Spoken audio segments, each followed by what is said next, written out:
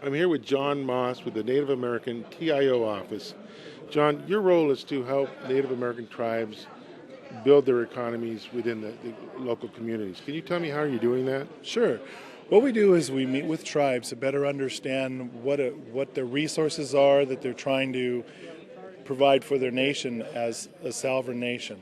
So we help with self-sustainable projects where we help find and identify, are they looking for something that's maybe a wind project, manufacturing, hotels, restaurants, casino, infrastructure. It has to be self-sustainable. So we're looking at what are their current needs, and then how can we help with that. And some tribes, as you know, have more resources related to either people or land or materials, and we need to help guide them with our background and our networks of background through the Native American Trade Information Office to help better guide and help out in any areas we can. In that role, how important or where do you see NECA or IBEW fitting in that role as helping Native American tribes build their communities and build sustainable communities? Well, the biggest part is that we have to have ongoing training and professionals and a workforce. And as you know, the higher level of poverty in Native American lands is over 35% of any other race. We have the highest level of poverty of any race in the United States, and that's been ongoing since the Trail of Tears and before. And from there, we need to have ongoing jobs and training and procurement. So with that, that's what we help provide. So the tie-in would obviously be, we need to be able to help point people back and forth to one another so that we are ensuring ongoing jobs and proper employment under safe conditions and development. I understand a lot of Native Americans are former military personnel, and the IBEW has a Helmets to Hard Hats program where they're really trying to help those individuals find careers, not jobs, for careers. How does that fit into the Native American community? Well, the Native American community's always had a tight bond with the military.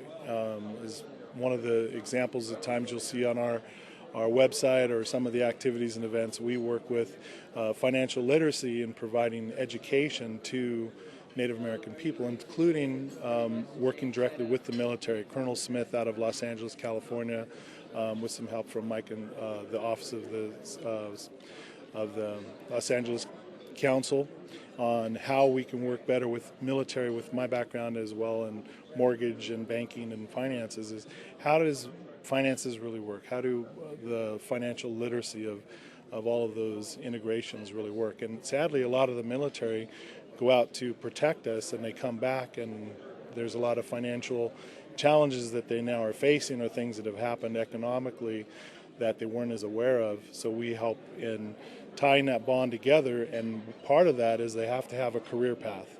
So by us working together with your organizations, then we're able to help point them to some directions. There's training and support, and with that they've got ongoing career paths through a lot of the different projects that either Native American Trade Information Office or our Indigenous Collaborative Development program that we work with as well.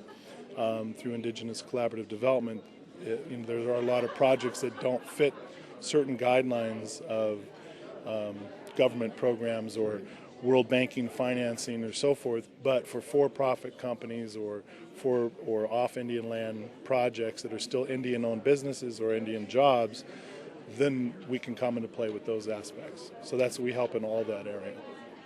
What do you hope to see accomplished at conferences like this one here in Las Vegas?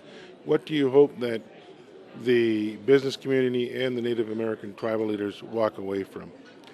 I hope they walk away with more knowledge of the positive information that is provided on the how-tos and what strategies are available through some of the networks that are out there that people just need to be properly educated about and more familiarized with, so that they can better attain some of the jobs. I would like to see more involvement of youth to get inspired more for ongoing political understanding of tribal governments, tribal policies. As you know, a lot of the governments have their ongoing voting that, right when someone's really starting to understand it, there may be political issues that now they're no longer in office and now someone else has to come in. Well, we have to have those procedural policies in place, and we have to have the proper people with a career path so that we have that ongoing guidance.